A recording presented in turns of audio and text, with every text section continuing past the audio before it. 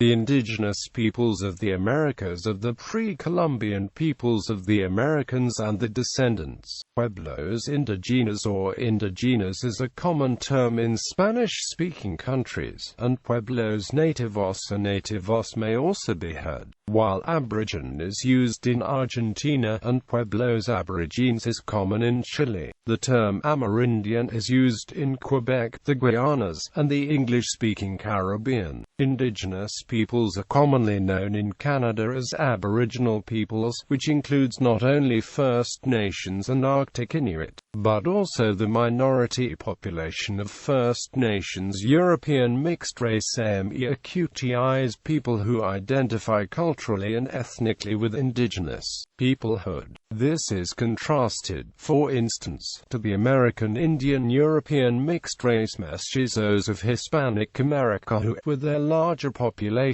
identify largely as a new ethnic group distinct from both Europeans and indigenous Americans, but still considering themselves a subset of the European-derived Hispanic peoplehood in culture and ethnicity. Indigenous peoples of the United States are commonly known as Native Americans or American Indians, and Alaska Natives. Application of the term Indian originated with Christopher Columbus, who, in his search for Asia, thought that he had arrived in the East Indies. Eventually, the Americas came to be known as the West Indies, a name still used to refer to the islands of the Caribbean Sea. This led to the blanket term Indies and Indians for the indigenous inhabitants, which implied some kind of racial or cultural unity among the indigenous peoples of the Americas. This unifying concept, codified in law, religion, and politics, was not originally accepted by the myriad groups of indigenous peoples themselves, but has since been embraced by many over the last 2 centuries. Even though the term Indian does not include the culturally and linguistically distinct indigenous peoples of the Arctic regions of the Americas, such as the Aleut, Inuit, or Yupik peoples, who entered the continent as a second, more recent wave of migration several thousand years ago, and have much more recent genetic and cultural commonalities with the Aboriginal peoples of the Asiatic, Arctic, Russian, and Far East. These groups are, nonetheless, considered indigenous peoples of the Americas, although some indigenous peoples of the Americas were traditionally hunter-gatherers, and many, especially in Amazonia, still many groups practiced aquaculture and agriculture. The impact of their agricultural endowment to the world is a testament to the time and work in reshaping and cultivating the flora indigenous to the Americas. Although some societies depended heavily on agriculture, others practiced a mix of farming, hunting, and gathering. In some regions, the indigenous peoples created monumental architecture, large-scale organized cities, chiefdoms, states, and empires.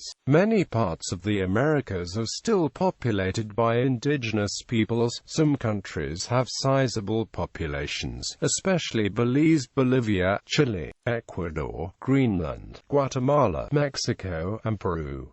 At least 1,000 different indigenous languages are spoken in the Americas. Some, such as the Quechuan languages, Aymara, Guarani, Mayan languages, and Nahuatl, count the speakers in millions. Many also maintain aspects of indigenous cultural practices to varying degrees, including religion, social organization, and subsistence practices. Like most cultures, over time, cultures specific to many indigenous peoples have evolved to incorporate traditional aspects, but also cater to modern needs. Some indigenous peoples still live in relative isolation from Western culture, and a few are still counted as uncontacted peoples. History. Migration into the continents. The specifics of Paleo-Indian migration to and throughout the Americas, including the exact dates and routes traveled, provide the subject of ongoing research and discussion. According to archaeological and genetic evidence, North and South America were the last continents in the world with human habitation. During the Wisconsin glaciation 50–17,000 years ago, falling sea levels allowed people to move across the land bridge of Beringia that joined Siberia to northwest North America. Alaska was a glacial refugium because it had low snowfall, allowing a small population to exist. The Laurentide ice sheet covered most of North America, blocking nomadic inhabitants and confining them to Alaska for thousands of years. Indigenous genetic studies suggest that the first inhabitants of the Americas share a single ancestral population, one that developed in isolation, conjectured to be Beringia. The isolation of these peoples in Beringia might have lasted 10–20,000 years. Around 16,500 years ago, the glaciers began melting, allowing people to move south and east into Canada and beyond. These people are believed to have followed herds of now extinct Pleistocene megafauna along ice-free corridors that stretched between the Laurentide and Cordilleran ice sheets. Another route proposed involves migration, either on foot or using primitive boats, along the Pacific Northwest coast to South America. Evidence of the latter would have been covered by a sea level rise of more than 120 meters since the last ice age. The time range of 40,000–16,500 years ago is debatable and probably will remain so for years to come.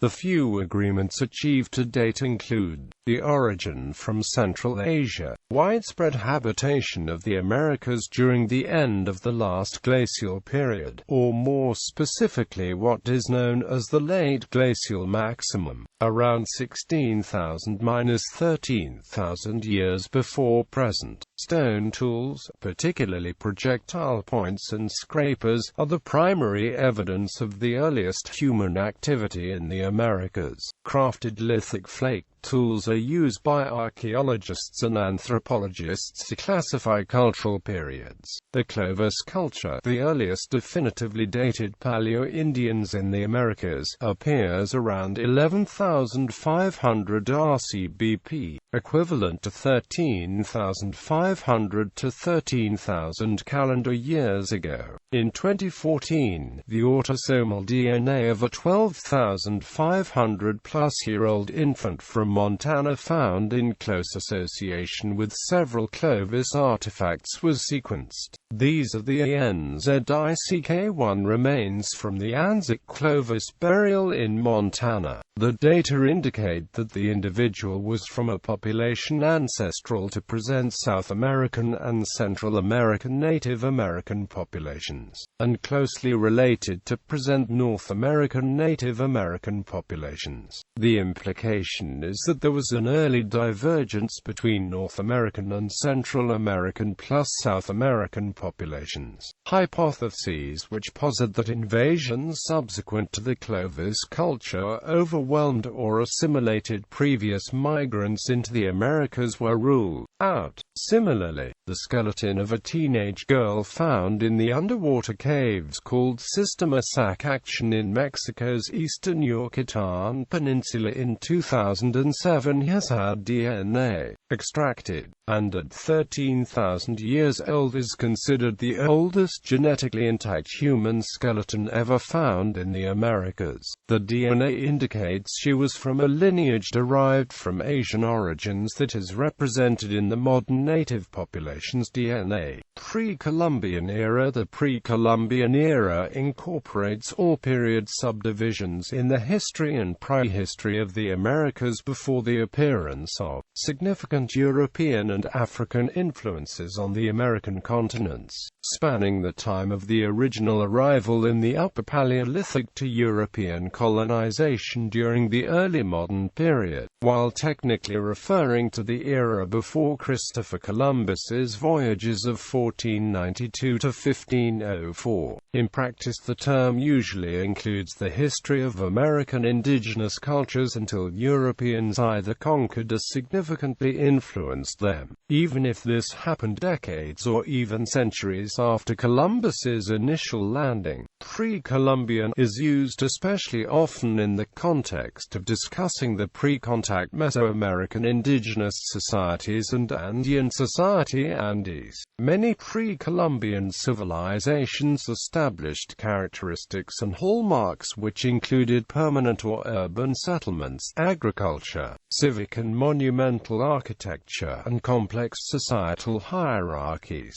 Some of these civilizations had long faded by the time of the first significant European and African arrivals, and are known only through oral history and through archaeological investigations. Others were contemporary with this period, and are also known from historical accounts of the time. A few, such as the Mayan, Olmec, Mixtec, and Ahu peoples, had their own written records. However, the European colonists of the time worked to eliminate non-Christian beliefs, and Christian buyers destroyed many pre-Columbian written records. Only a few documents remained hidden and survived, leaving contemporary historians with glimpses of ancient culture and knowledge. According to both indigenous American and European accounts and documents, American civilizations at the time of European encounter had achieved many accomplishments. For instance, the Aztecs built one of the largest cities in the world, Tenochtitlan, the ancient site of Mexico City, with an estimated population of 200,000.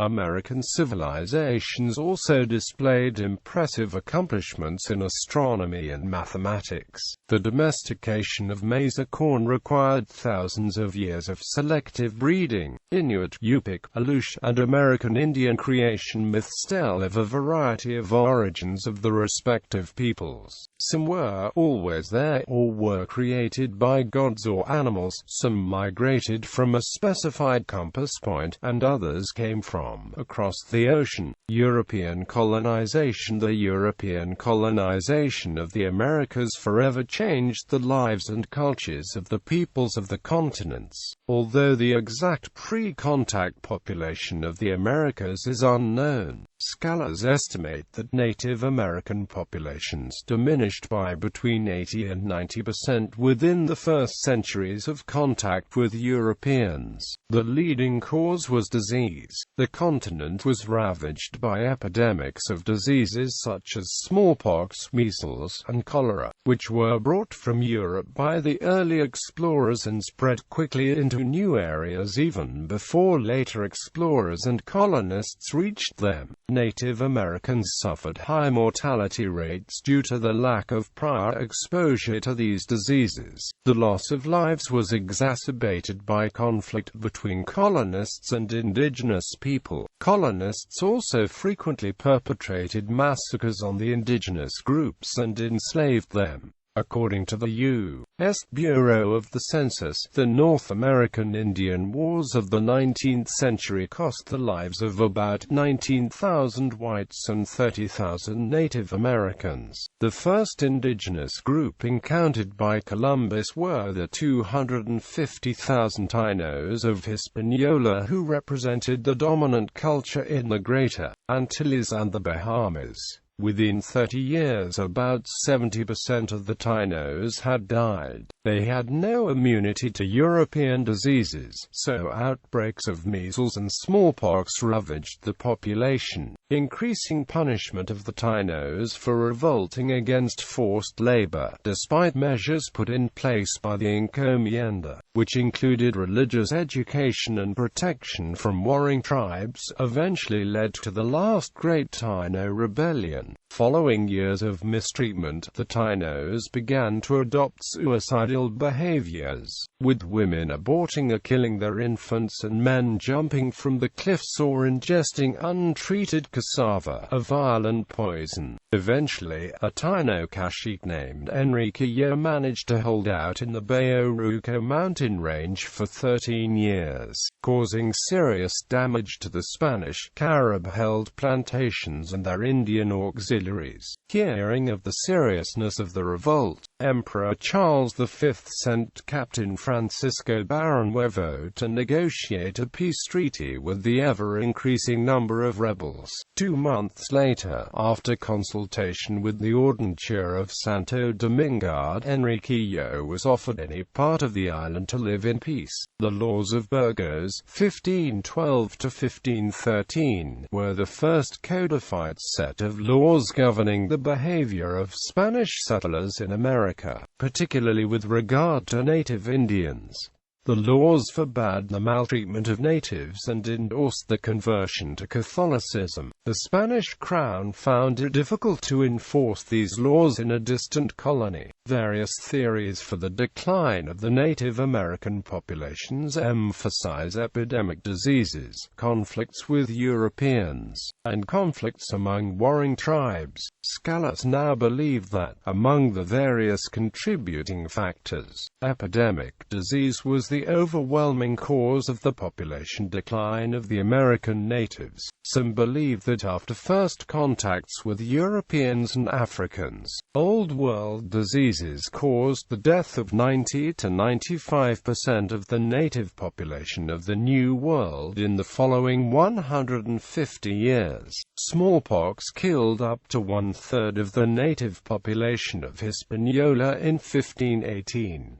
By killing the Incan ruler Huayna Capac, smallpox caused the Inca Civil War. Smallpox was only the first epidemic. Typhus in 1546, influenza and smallpox together in 1558, smallpox again in 1589, diphtheria in 1614, measles in 1618, all ravaged the remains of Inca culture. Smallpox had killed millions of native inhabitants of Mexico. Unintentionally introduced at Veracruz with the arrival of Panfilo de Narvaez on April 23, 1520, smallpox ravaged Mexico in the 1520s, possibly killing over 150,000 in Tenochtitlan alone, and aiding in the victory of Hernán Cortés of the Aztec Empire at Tenochtitlan in 1521.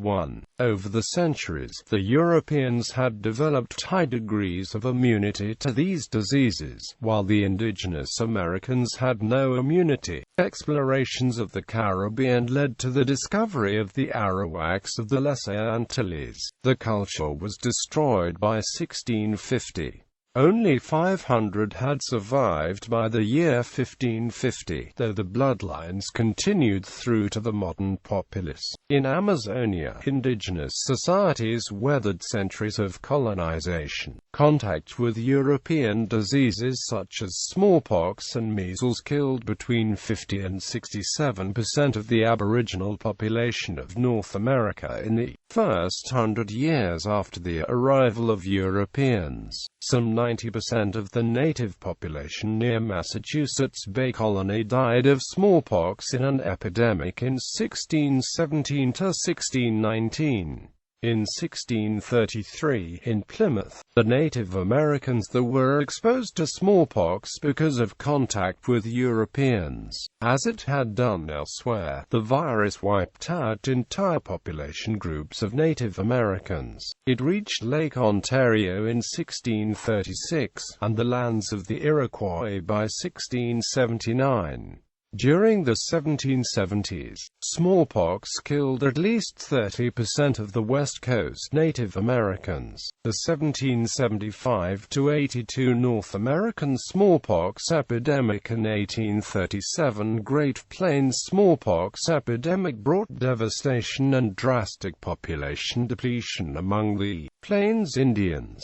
In 1832, the federal government of the United States established a smallpox vaccination program for Native Americans. The indigenous peoples in Brazil declined from a pre-Columbian high of an estimated 3 million to some 300,000 in 1997. The Spanish Empire and other Europeans brought horses to the Americas. Some of these animals escaped and began to breed and increase the numbers in the wild. The reintroduction of the horse, extinct in the Americas for over 7,500 years, had a profound impact on Native American culture in the Great Plains of North America and of Patagonia in South America. By domesticating horses, some tribes had great success. Horses enabled them to expand their territories, exchange more goods with neighboring tribes, and more easily capture game, especially bison. Agriculture. Over the course of thousands of years, American indigenous peoples domesticated, bred and cultivated a large array of plant species. These species now constitute 50 to 60% of all crops in cultivation worldwide. In certain cases, the indigenous peoples developed entirely new species and strains through artificial selection, as was the case in the domestication and breeding of maize from wild teos and hay grasses in the valleys of southern Mexico. Numerous such agricultural products retain the native names in the English and Spanish lexicons. The South American highlands were a center of early agriculture. Genetic testing of the wide variety of cultivars and wild species suggests that the potato has a single origin in the area of southern Peru, from a species in the Solanum brevicool complex. Over 99% of all modern cultivated potatoes worldwide are descendants of a subspecies indigenous to south-central Chile, Solanum tuberosum ssp. tuberosum, where it was cultivated as long as 10,000 years ago. According to George Roudsons, it is clear that in pre-Columbian times some groups struggled to survive and often suffered food shortages and famines, while others enjoyed a varied and substantial diet. The persistent drought around 850 AD coincided with the collapse of classic Maya civilization, and the famine of one rabbit was a major catastrophe in Mexico. Natives of North America began practicing farming approximately 4,000 years ago, late in the archaic period of North American cultures. Technology had advanced to the point that pottery was becoming common and the small-scale felling of trees had become feasible. Concurrently, the archaic Indians began using fire in a controlled manner. Intentional burning of vegetation was used to mimic the effects of natural fires that tended to clear forest understories. It made travel easier and facilitated the growth of herbs and berry-producing plants, which were important for both food and medicines. In the Mississippi River Valley, Europeans noted Native Americans managed groves of nut and fruit trees not far from villages and towns and their gardens and agricultural fields. Further away, prescribed burning would have been used in forest and prairie areas. Many crops first domesticated by indigenous Americans are now produced and used globally. Chief among these is maize or corn, arguably the most important crop in the world. Other significant crops include cassava, chia, squash, the pinto bean, phaseolus beans including most common beans, tapiri beans and lima beans, tomatoes, potatoes, avocados, peanuts, cocoa beans, vanilla, strawberries, pineapples, pepper, sunflower seeds, rubber, Brazilwood, chicle, tobacco, coca, manioc and some species of cotton. Studies of contemporary indigenous environmental management, including agroforestry practices among its Amaya in Guatemala and hunting and fishing among the Menominee of Wisconsin, suggest that long-standing sacred values may represent a summary of sustainable millennial traditions. Cultural practices in the Americas seem to have been shared mostly within geographical zones where unrelated peoples adopted similar technologies and social organizations. An example of such a cultural area is Mesoamerica, where millennia of coexistence and shared development among the peoples of the region produced a fairly homogeneous culture with complex agricultural and social patterns. Another well-known example is the North American plains, where until the 19th century several peoples shared the traits of nomadic hunter-gatherers, based primarily on buffalo hunting. Writing systems. The development of writing is counted among the many achievements and innovations of pre-Columbian American cultures, independent from the development of writing in other areas of the world. The Mesoamerican region produced several indigenous writing systems beginning in the first millennium BCE. What may be the earliest known example in the Americas of an extensive text thought to be writing is by the Cascajal block. The Olmec hieroglyphs tablet has been indirectly dated from ceramic shards found in the same context to approximately 900 BCE, around the time that Olmec occupation of San Lorenzo Tenochtitlan began to wane. The Maya writing system was a combination of phonetic syllabic symbols and logograms, that is, it was a logosyllabic writing system. It is the only pre-Columbian writing system known to represent completely the spoken language of its community. In total, the script has more than 1,000 different glyphs, although a few are variations of the same sign or meaning, and many appear only rarely or are confined to particular localities. At any one time, no more than about 500 glyphs were in use, some 200 of which had a phonetic or syllabic interpretation. The Zapotec writing system is one of the earliest writing systems in the Americas. The oldest example of the Zapotec script is a monument discovered in San Jose Mogote, dating from around 600 BC. Zapotec writing was logographic and presumably syllabic. The remains of the Zapotec writing system are present in the monumental architecture. There are only a few extant inscriptions, which makes study of this writing system difficult. Aztec codices are books written by pre-Columbian and colonial-era Aztecs. These codices provide some of the best primary sources for Aztec culture. The pre-Columbian codices differ from European codices in that they are largely pictorial. They were not meant to symbolize spoken or written narratives.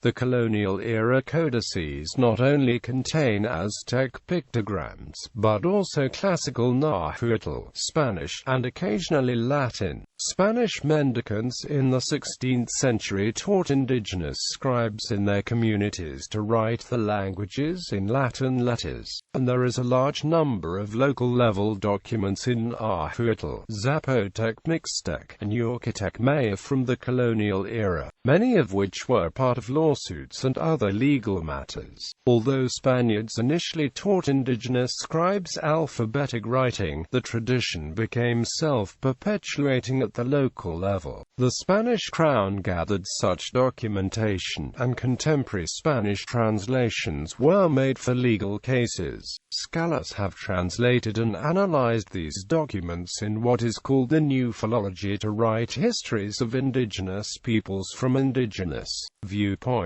The Wigwas are birch bark scrolls on which the Ojibwa people wrote complex geometrical patterns and shapes. Can also be considered a form of writing, as can Miku hieroglyphics. Aboriginal syllabic writing, or simply syllabics, is a family of abugi disused to write some Aboriginal Canadian languages of the Algonquin, Inuit, and Athabascan language families. Music and art. Native American music in North America is almost entirely monophonic, but there are notable exceptions. Traditional Native American music often centers around drumming. Rattles, clapper sticks, and rasps were also popular percussive instruments. Flutes were made of river cane, cedar, and other woods. The tuning of these flutes is not precise and depends on the length of the wood used and the handspan of the intended player, but the finger holes are most often around the whole step apart and, at least in Northern California, a flute was not used if it turned out to have an interval close to a half step.